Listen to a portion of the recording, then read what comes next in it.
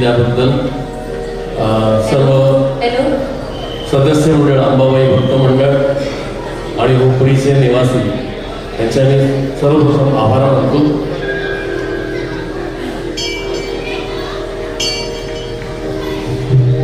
नवीन पिढीला एखाद्या वेळेस सुधीर फडके कोण आणि त्यांची गाणी कुठली अजून माहिती नसेल, पण एक काळ असा होता, मला वाटते जी सिनियर मंडळी आहेत तिथं त्यांना आठवत असते की एक काळ असा होता की जवळजवळ 50-60 वर्ष मराठी चित्रपट संगीत म्हणजे सुधीर फडके असं समीकरण होतं. मराठी मनावर त्यांनी अधिराज्य केलं असं म्हणता येईल. त्यांचं एक चालतं बोलतं त्यांनी घराणं निर्माण केलं होतं. त्यांच्या आधी मराठी चित्रपट संगीत किंवा भावसंगीत होतं, पण थोडंसं ते उपशास्त्रीय गतीनं जायचं किंवा नाट्यसंगीत जे होत होती त्या वळणानं ते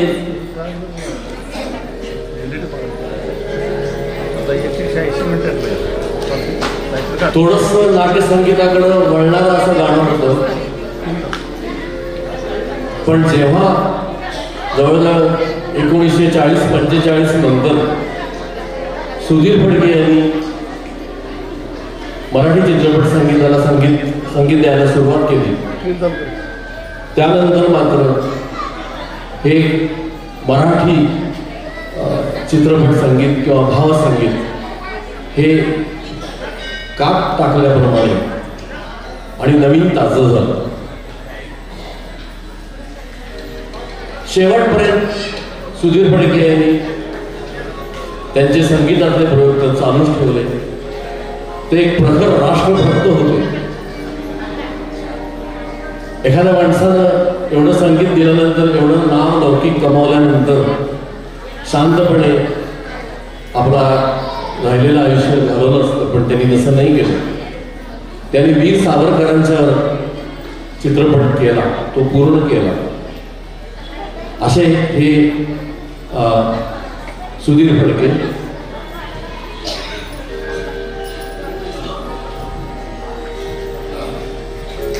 पहिलं गीत अर्थातच अंबाबाईवर त्यांनी संगीतबद्ध केलेलं सादर करत आहोत.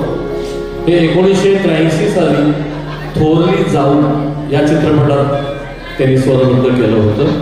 गीत होतं सुधीर मोघे, आदिमाया अंबाबाई.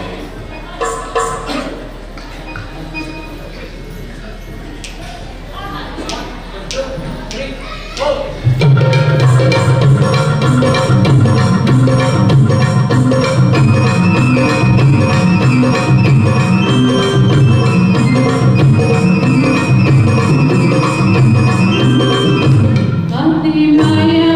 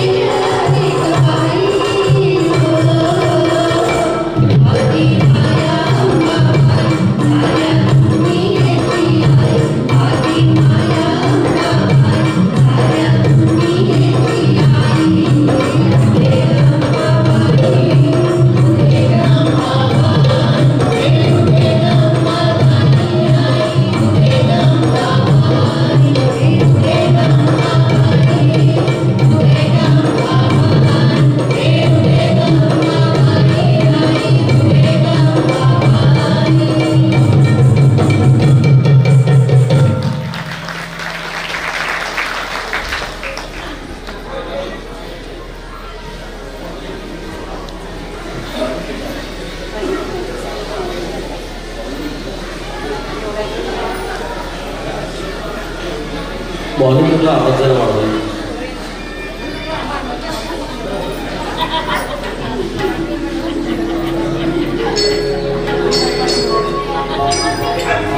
संगीत रूपी महासागरातील सुमधुर सुरावटीचा एक अलौकिक स्वर अर्थात बाबूजी म्हणजे सुधीर फडके. स्पष्ट उच्चार, उत्कट भाव आणि शब्दांना अर्थ प्राप्त करून देणारे सूर गेली 7 दशकं अव्याहतपणे मराठी मनात एक आगळं वेगळं स्थान निर्माण करून राहिले. पहाटेच्या शांत वेळी मनाला भिडणारा गंधर्व सूर उत्तर रात्रीपर्यंत मनात रेंगाळतच आहे.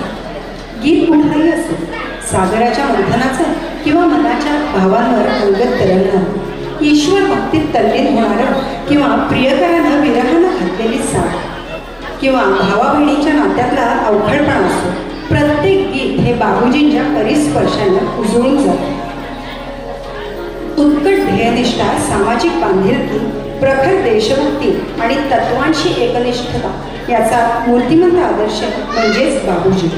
बाबूजी म्हणजे एक अलौकिक स्वरयात्री, ज्यांनी आपल्या स्वरांनी आणि सुरांनी तीनही लोक आनंदे भरून आणि भारून टाकले. सुरुवातीला घेतो संत गोरा कुंभार या चित्रपटातील एक भक्तिगीत, उठ पंढरीच्या राजा. 1946 ते 1988 तब्बल 42 वर्ष बाबूजी मराठी चित्रपटांना संगीत देत राहिले. बाबूजींनी वयाची 80 वर्ष ओलांडली, तशीच मराठी चित्रपटसृष्टी नाही. बाबूजींनी दिलेलं सारंच संगीत कर्णमधुर होतं, पण निश्चितच एका धाटणीचं नव्हतं. आषाढी कार्तिकीच्या यात्रेदरम्यान विठुरायाला जागं करण्यासाठी घातलेली ही प्रेमळ साद आहे उठ पंढरीच्या राजा. गाता है डॉक्टर अजय केली.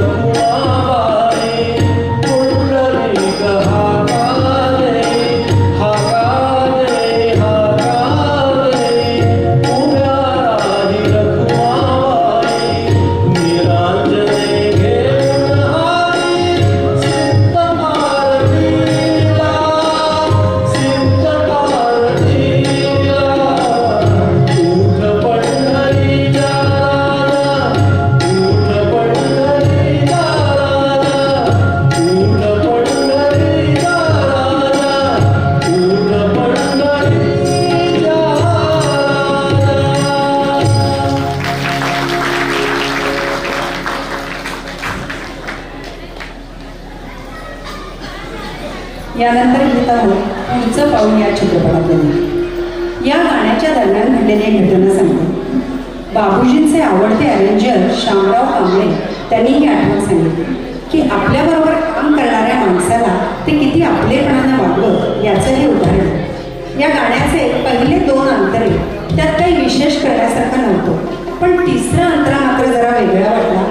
मग कथानकाचा विचार केल्यावर बाहेर गावी जाणारा सासरा सुनेच्या मायेपोटी तिच्याकडून गीत गाऊन रेकॉर्ड करून घेणार असतो, कारण तिची आठवण आली तर निदान आवाज तरी ऐकता येईल असं त्या सासऱ्याच्या मनात असतं.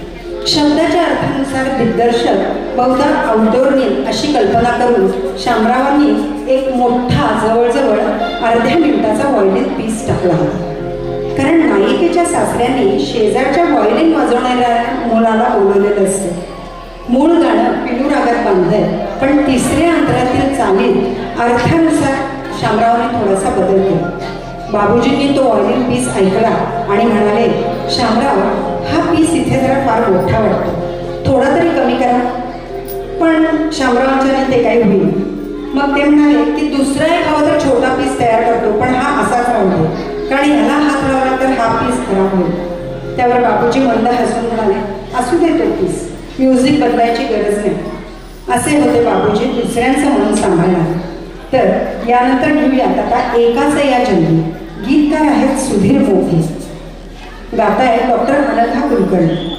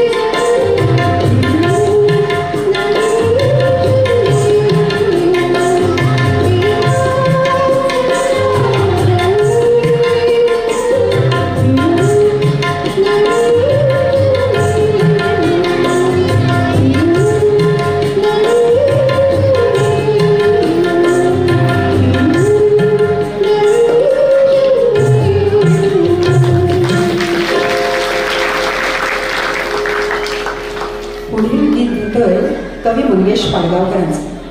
मंगेश पाडगावकर बाबूजींबद्दल बोलताना म्हणतात, सुधीर फडके यांचा शब्दोच्चार त्यांच्या गाण्याइतकाच एक स्वतंत्र प्रतिभेचा आविष्कार असतो. त्यांच्या गाण्यातले शब्द ऐकताना साहित्याचे संस्कार असणाऱ्या एका बुद्धिमान आणि सुसंस्कृत माणसाची ही प्रत्येकारी वाणी आहे असा सतत अनुभव येतात. फडकेंच्या स्वरात एक तरल अभिनय आहे. कवितेतून व्यक्त होणारे विविध अनुभव आणि भाववृत्ती, त्यातलं नाट्य हे फडकेंचे स्वर उच्चाराच्या रंगमंचावर उभे राहून व्यक्त करतात. फडकेंचा पोटफोड्या श त्याचा निर्मळ उच्चार तर इतका देखणा की तो केवळ त्यांनीच करतात. पाडगावकरांची फक्त 4च गाणी बाबूजींनी गायली. ती म्हणजे कधी बहर कधी शिशिर, अशी पाखरे येती, कुठे शोधीसी रामेश्वर आणि तुझे गीत गाण्याचं. तर एकदा एका वक्त्यानं पाडगावकरांची ओळख करून देताना सांगितलं की पाडगावकरांची बहुतेक सर्व गाणी बाबूजींनीच गायली. त्यावर पाडगावकरांनी खुलासा केला, अनेकांना होणारा हा भास एका दृष्टीने अर्थपूर्ण, कारण फडकेंनी गायलेल्या या 4 गाण्यांनीच 30 वर्षाचा कालखंड भरून आणि भरून टाकला. या 4 गाण्यांचं यशवंत देवांचं संगीत आणि फडकेंचं गायन हा मराठी श्रोतृवर्गाच्या जीवनातला एक श्रेष्ठ दर्जाचा कलात्मक अनुभव होऊन राहिला. तर या 4 गाण्यांपैकीच एक गाणं आता आपण ऐकणार आहोत. तुझे गीत गाण्यासाठी गात आहे डॉक्टर मिलिंद तिळी.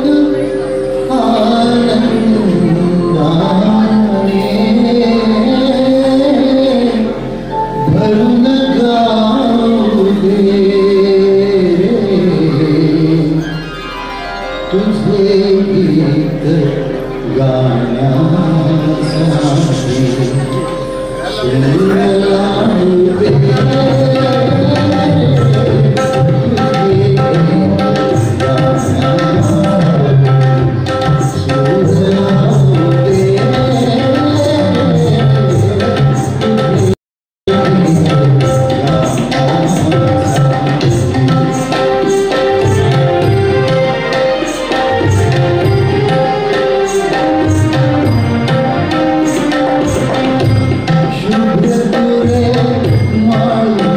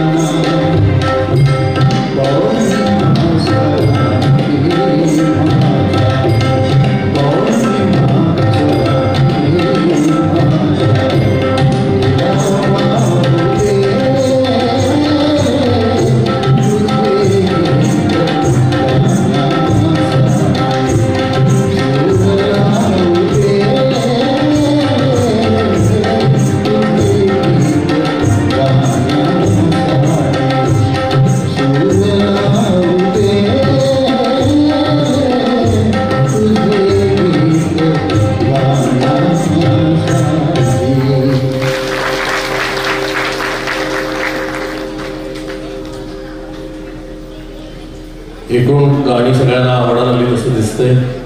काही गाणी तर लोकांना पाठ आहेत असंही दिसतंय. सगळ्यांचे ओठ हलताना दिसत आहेत. छान, आम्हाला हे आनंदी होतं.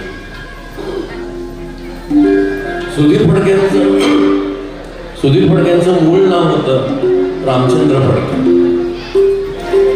त्यांचा जन्म कोल्हापुरात झाला 1919 साली, 25 जुलै 1919 साली त्यांचा जन्म, त्यांचं बालपण हे कोल्हापुरातच गेलं. नंतर काही परिस्थितीचे फेरे असे झाले की त्यांना मुंबई, पुणे आणि त्यानंतर अशी हलाखीची परिस्थिती आली की त्यांनी विदर्भ, मराठवाडा, पंजाब, मध्य प्रदेश, राजस्थान असे ते फिरत राहिले. त्यांना कलकत्त्याला एक नोकरी मिळाली होती. तिथं ते स्थायिक होतील असं वाटत असताना त्यांना कोल्हापूरला परत यायला लागलं. त्यांच्या वडिलांचा मृत्यू झाला आणि ते इथं आल्यानंतर आजारी पडले. त्यामुळं कलकत्त्याला जायची त्यांची दादा बंद झाली. हा त्यांच्या दृष्टीने खूप दुर्दैवाची घटना होती.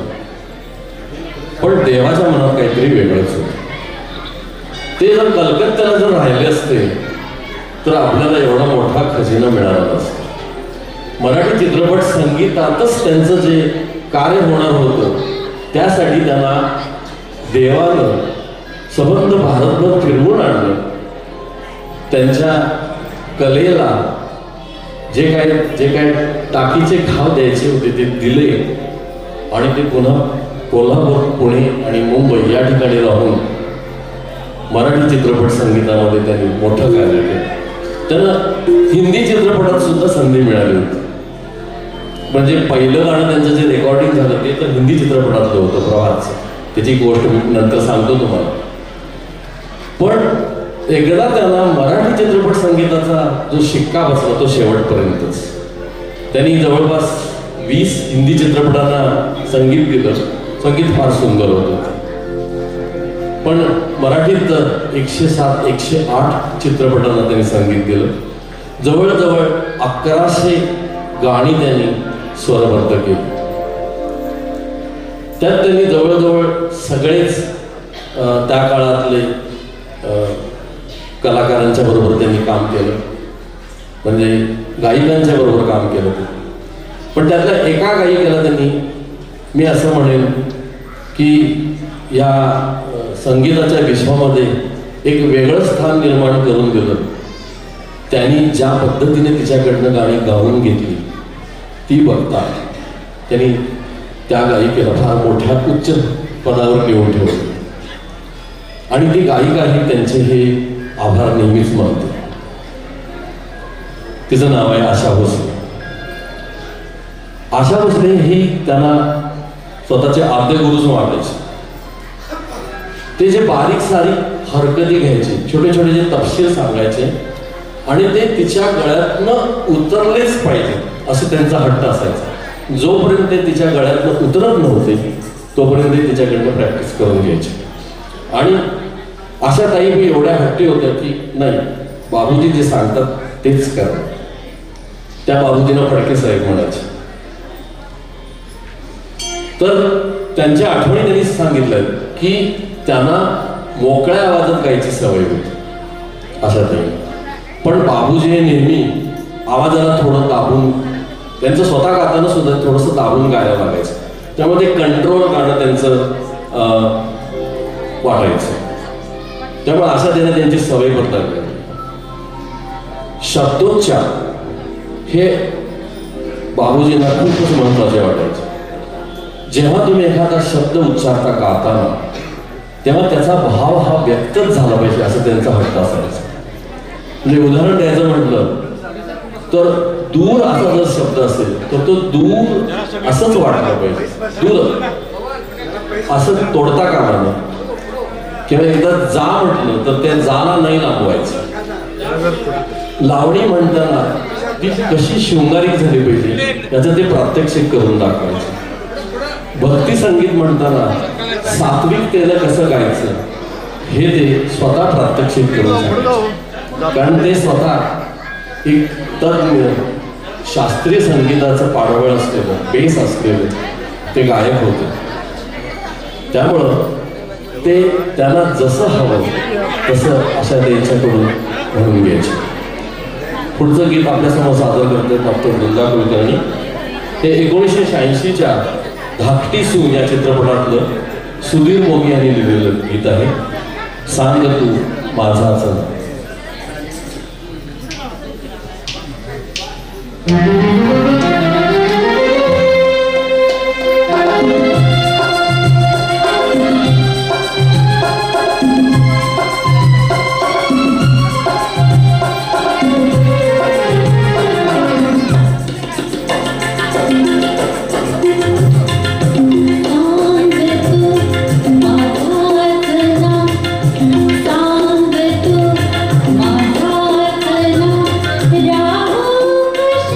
तुझी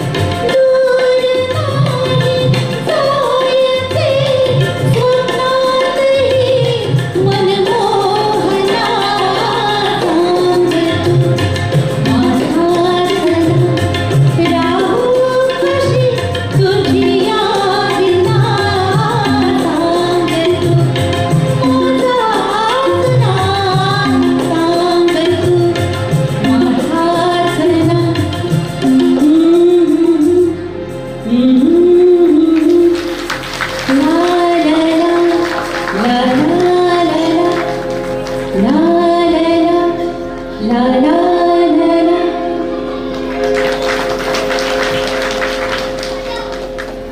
बाबूजींच्यावर एक चित्रपट आलेला आहे, स्वरगंधर्व सुधीर फडके. तो थिएटरमध्ये लागला होता आणि आता OTTवर उपलब्ध आहे, ॲमेझॉनवर आहे बोलतो. तुम्ही बघितलं नसेल तर जरूर बघा, कारण त्यांनी ज्या कष्टामध्ये ते राहिले, काही त्यांची सुरुवातीची वर्ष ती बघता डोळ्यातनं पाणी. पण हे काढायचं होतं आणि त्यांना अशा प्रकारचे संगीताची तालीम, श्रवण भक्ती हे सगळं व्हायचं होतं, म्हणूनच या गोष्टी घडल्या असाव्या. पण त्यांना त्यांचे त्यावेळी इतके हाल झाले की काही विचारू नका. कोल्हापुरात आल्यानंतर ते हळूहळू गदी माडगुळकरांची त्यांची ओळख झाली. दोघं मिळून काही भावगीत ते रेकॉर्ड करायला लागले. त्यानंतर त्यांचं वास्तव्य मुंबईला पण झालं. त्यावेळी प्रभात कंपनी सुरुवातीला कोल्हापुरात होती, नंतर पुण्यामध्ये शिफ्ट झाली.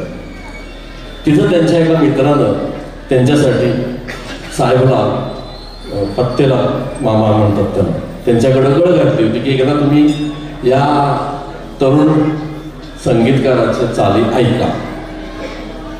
मग एक गोकुळ नावाचा चित्रपट होता, त्यामध्ये कमर जलालाबादी यांनी लिहिलेल्या एका गीतासाठी त्यांना मामासाहेबांनी त्यांना सांगितलं की तुम्ही याच्या चाली लावा.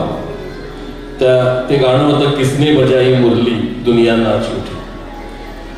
पूर्वीच्या काळात एका चित्रपटात 20-25 गाणी असायची आणि ह्या गाण्यात 8 कडवे होती. मग त्या 8 कडव्यांना चाल लावण्यासाठी बाबूजींनी 8 दिवसाची मुदत मागून घेतली की मी प्रयत्न करतो. 8 दिवस झाले, त्यांना मनासारखी चाल सुचेना. कारण प्रभातमध्ये जायचं आहे आणि प्रभातमध्ये जर आपल्याला ब्रेक मिळाला तर आपल्या आयुष्याचं सोनं होईल. ही संधी सुट्टा कामा नये, म्हणून त्यांनी वेगवेगळ्या चाली लावून बघितल्या, तर त्यांना त्यांच्या मनाला पटेना. एखाद दुसरी 2-3 चाली दाखवाव्या काय असं त्यांना वाटायला लागलं. पण शेवटी असं झालं की ज्या दिवशी त्यांना भेटायचं होतं त्या दिवशी ते तयारच नव्हते. ते म्हटले त्यांच्या मित्राला की आपण जाऊया, पण अजून मला 2 दिवसाची मुदत मागावी लागेल, मला अजून मनासारखी चाल झालेली नाही. तो मित्र म्हणाला अरे जाऊया तरी, बघूया तरी. तर असं थोडासा भीतच ते पुण्यामध्ये प्रभात कंपनीच्या स्टुडिओकडे चालले होते आणि असं ठरवूनच चालले होते की आज मी आणखीन 2 दिवसाची मुदत मागणार. आणि जाताना सगळं डोक्यात होतच नाही, टांग्यातनं चालले होते. त्यावेळी टांगा असायचा. त्यांना टांग्यात ध्रुवपदाची चाल सुचली. त्याने ते पटकन स्वरलिपी त्याची लिहून काढली. तिथं टांग्यातनं उतरून त्या मामासाहेबांच्यापर्यंत जाईपर्यंत त्यांना पहिल्या कडव्याची चाल सुचली, तीही त्यांनी लिहून काढली. तरी पण तिथं गेल्यानंतर ते म्हणालेच की 8 कडवे आहेत, मला आणखीन 2 दिवसाची मुदत जर द्याल तर बरं होईल. ते मामासाहेब म्हणले जेवढं काही तुमच्याकडे तयार झालेलं आहे तेवढं तरी दाखवा, ऐकूया तरी. म्हणून तिथं वादक कलाकार बसले होते. त्याला सांगितलं की जेवढं काय सांगतात तेवढं ऐकूया आपण.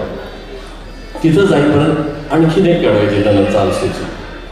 म्हणजे ध्रुवपद आणि 2 कडवे असे चाल घेऊन ते म्हणजे आता करूया आता धाडस. कारण काय, आज जर संधी गेली तर मला परत कधीच प्रभातकडे कोण विचारणार नाही.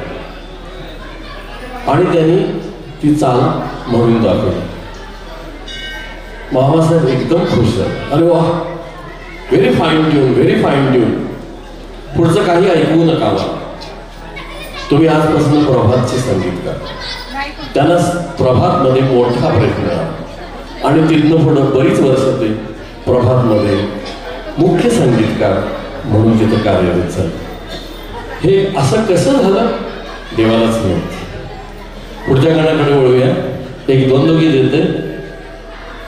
1961 सालच्या कलंक शोभा या चित्रपटातलं सुधीर फडके आणि आशा भोसलेंनी म्हटलेलं हे गाणं.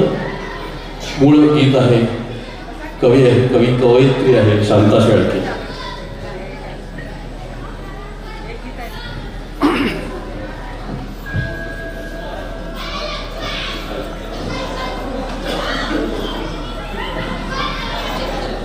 हॅलो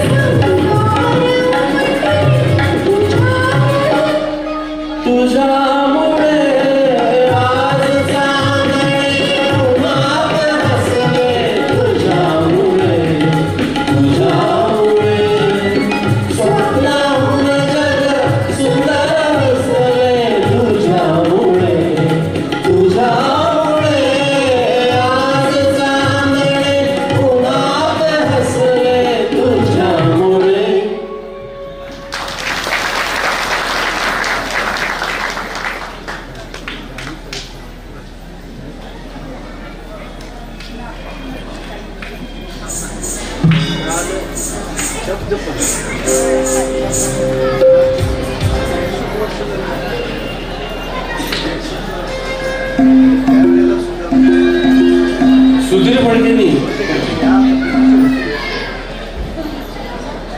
आता हे सुधीर नाव पण दिलं त्यांच्या एका मित्रानेच नन्ना देशपांडे म्हणून त्यांचे मित्र आणि कोल्हापुरात त्यावेळी मेळे भरायचे आम्ही बघितले सिनियर लोकांनी बघितले असते मेळे भरायचे आणि त्या मेळ्यामध्ये हा राम फडके गाणं गायचा त्यातल्या एका त्यांच्या मित्रांनी नन्ना देशपांडेनी असं एक दिवस म्हटलं की आता हा राम फडके नको हा सुधीर फडके होऊन तेव्हापासून त्यांचं नाव सुधीर फडके झालं आणि जेव्हा चित्रपट संगीत द्यायला सुरुवात केलं तेव्हा त्यांचं काही लोकांनी त्यांचं नाव बाबूजी ठेवलं